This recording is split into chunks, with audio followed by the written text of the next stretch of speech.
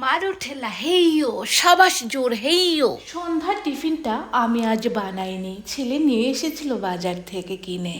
অনেক পরিশ্রম গেছে সারাদিন।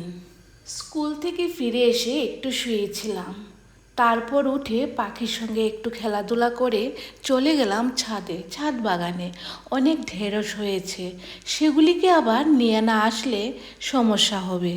এবছরই আমার ছাদ বাগানে ভালোই ঢেঁড়স চাষ হয়েছে।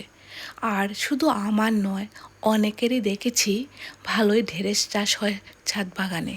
বাজার থেকে মাত্র 20 টাকার বীজ এনেছি।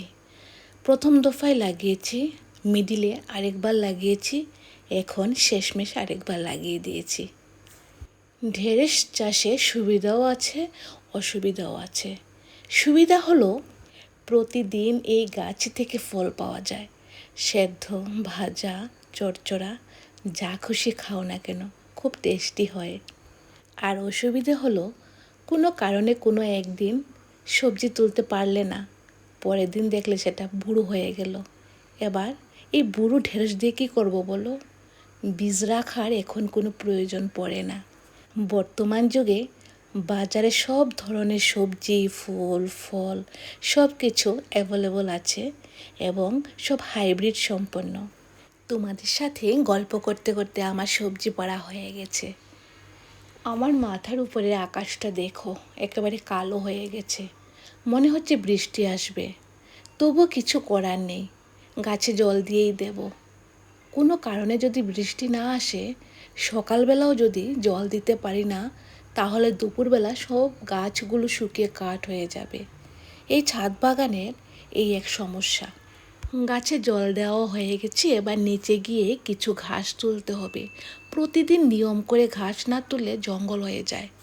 বেড়ালটা সব থেকে বেশি উৎসাহ কাজ করার। এবছরে আমি অনলাইনে কয়েক জোড়া গ্লাভস কিনে এনেছি কাজ করার জন্যে। খালি হাতে ঘাস টান দিলে হাত কেটে যায়।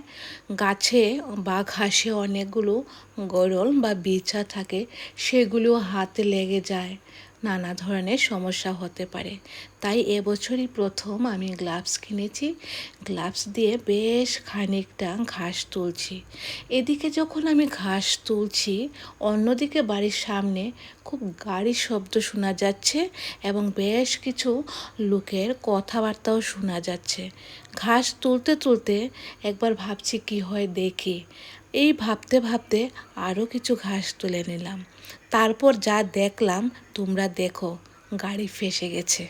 আর কয়েকজন বয়স্ক লোক মিলে গাড়িকে কীভাবে ঠেলছে, ওদেরকে দেখে মনে হচ্ছে ওরা যেন এখনও কিশোর, অনেক আনন্দে গাড়ি ঠেলছে ঠেলছে ঠেলছে। আমার কাজ সেখানে স্টপ দিয়ে আমিও গিয়ে ওদের সাথে যোগদান করি। যাই হোক, গাড়িটা শেষ পর্যন্ত তুলতে পারলো।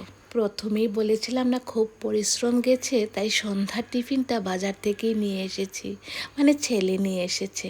এই আমার গল্পটা তোমাদেরকে শুনিয়ে নিলাম। যাই হোক, আমার গল্প যারা যারা শুনেছ সকলকে অনেক ধন্যবাদ জানাই। এভাবেই আমার পাশে থাকবে, সাথে থাকবে, খুব ভালো লাগে। সুন্দর সুন্দর কমেন্ট যারা করো, তোমাদেরকে অনেক ধন্যবাদ। দেখা হবে পরের ভিডিওতে। ভালো থেকো, বাই।